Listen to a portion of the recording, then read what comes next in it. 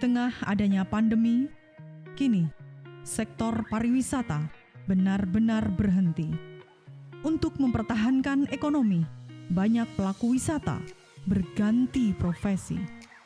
Hanya mampu untuk terus menunggu hingga nanti akan dibuka kembali. Pak Queen, ada nggak yang curhat sama Bapak dari pelaku wisata? Dulu Pak Queen ya, dibuka dong gini-gini. Saya sudah tiarap ini ya gitu. Jadi begini, ada beberapa karakter pelaku wisata yang ada di Bantul. Contoh misalnya jangankan sekarang Juni, sejak rencana dulu 29 Mei tanggap darurat pertama itu akan berakhir, itu akhir Mei sudah banyak yang komunikasi ke kita menanyakan, Pak, ini Juni sudah boleh buka belum dan sebagainya. Membuka wisata dasarnya tidak hanya sekedar suka-suka. Lebih dari itu, faktor kesiapan dan keamanan menjadi hal yang utama.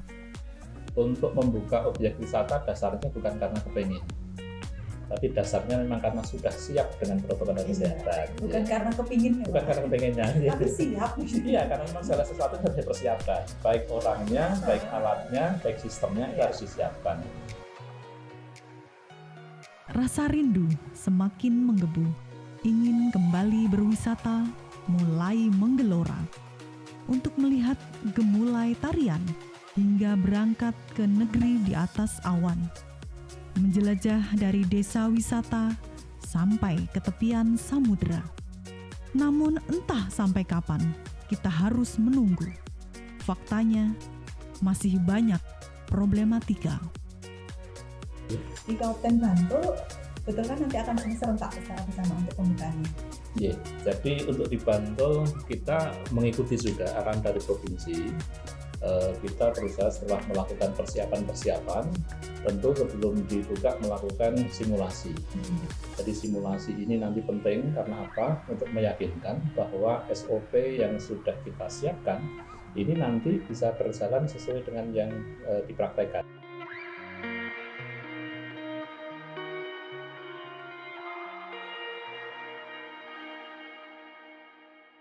Selamat pagi Pak Quintarto.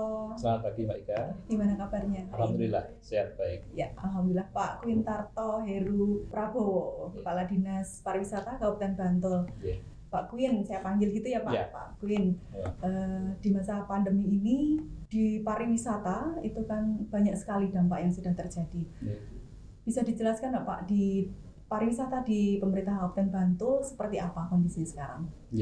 Berdasarkan yang kita amati dan dalam rangka untuk mencoba mensikapi pandemi ini, memang untuk di Bantul sejak minggu ketiga bulan Maret, Pak Bupati sudah memerintahkan untuk objek wisata kita tutup, dan itu kebijakan nasional juga sama.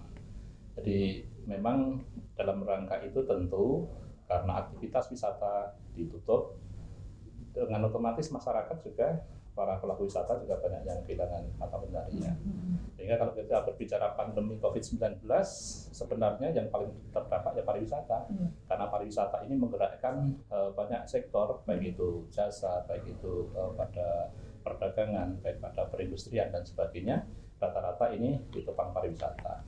Sehingga kalau terkait dengan dampak dari COVID ini, memang pariwisata mengalami kerugian yang besar. Jadi ketika awal kita menetapkan tanggap darurat atau di DIY dan di Bantul ini tanggap darurat, ini hitungan sampai pertengahan April saja untuk UJP, usaha jasa pariwisata yang ada di Bantul ini kerugiannya saja sudah mencapai 11 miliar.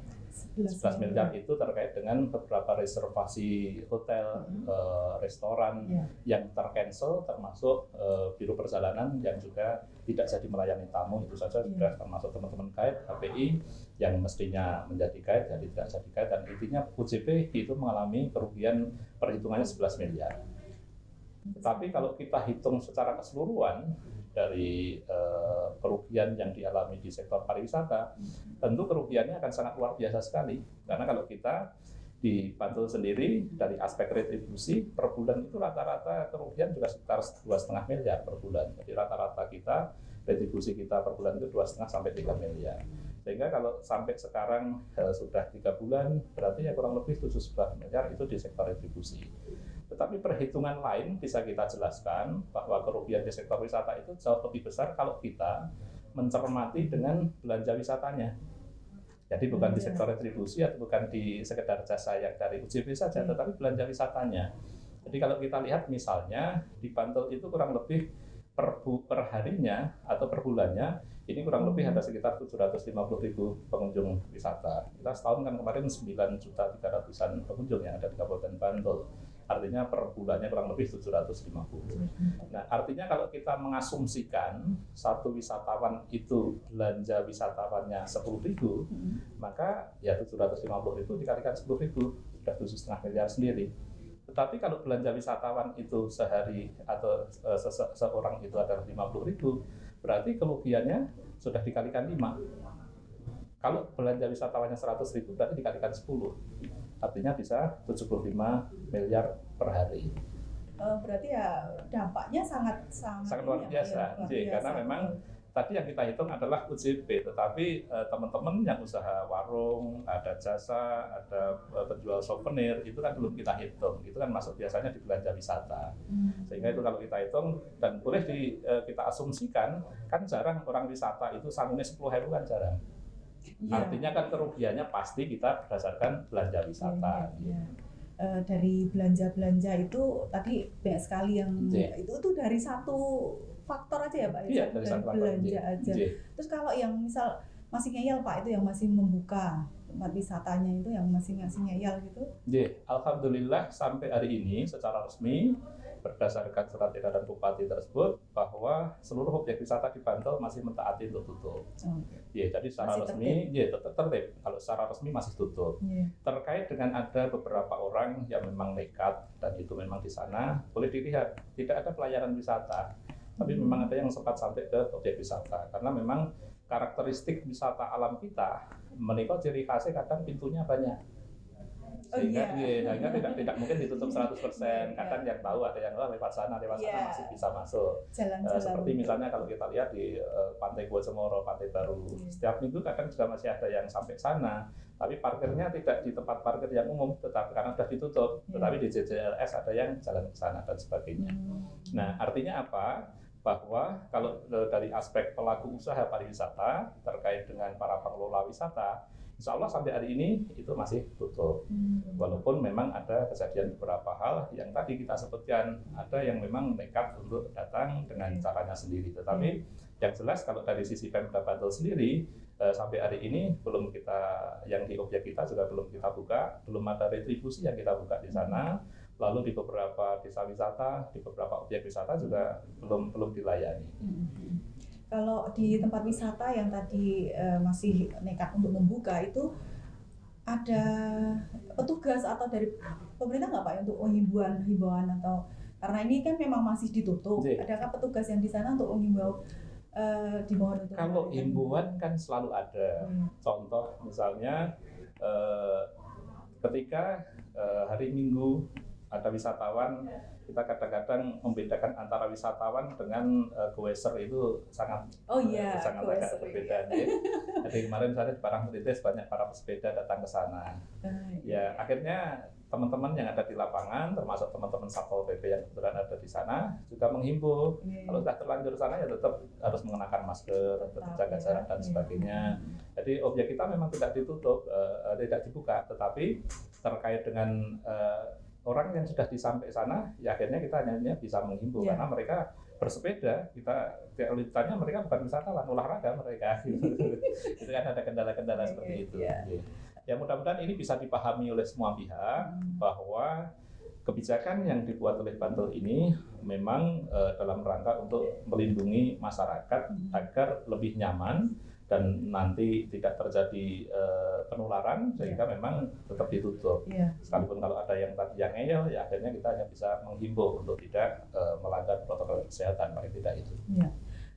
Penutupan ini selama surat edaran ya Pak sampai 30 Juni ya. 30 Juni. Pak Queen ada nggak yang curhat sama Bapak dari pelaku wisata? Aduh Pak Queen, dibuka dong gini-gini. Saya sudah tiarap ini. Jadi begini, ada beberapa karakter pelaku wisata yang ada di Bantul. Contoh misalnya jangankan sekarang Juni, sejak rencana dulu 29 Mei tanggap darurat pertama itu akan berakhir, itu akhir Mei sudah banyak yang komunikasi ke kita menanyakan, Pak, ini Juni sudah boleh buka belum dan sebagainya. Tetap kita prediksikan untuk Juni masih tutup dan sebagainya. Mereka juga banyak mengeluh, memang ada karakter yang lain. Misalnya kalau kita berbicara dengan teman-teman di Mangunan, Mangunan sebelum buka mereka adalah ada petani, ada yang berkebun, ada yang buat kerajinan. Sehingga ketika mereka wisata itu tidak buka, mereka masih punya aktivitas. Sekalipun untuk menjualnya juga tidak mudah, tetapi mereka masih punya aktivitas untuk bertahan hidup bisa.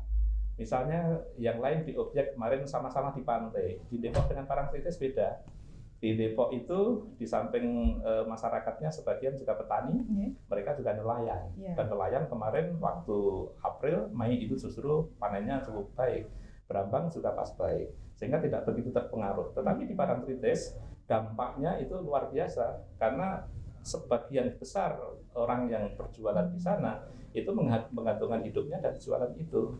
Ya kebetulan secara ekonomi masih relatif agak lumayan lah di Parangtritis, artinya ketika hampir 3 bulan ini ditutup, ini mereka pun masih bisa bertahan. Tetapi kalau mereka sudah kepengen buka, mereka juga tetap kepengen segera bisa memberikan karena kan ya mungkin sudah memang bosan gitu ya Pak, sudah rindu untuk piknik nih. Karena nggak hanya Dilan aja yang rindu ya Pak ya. Piknik juga kita sudah rindu. Baik, berarti udah ada nih tanda-tanda Bantul sudah mau dibuka wisata di Bantul.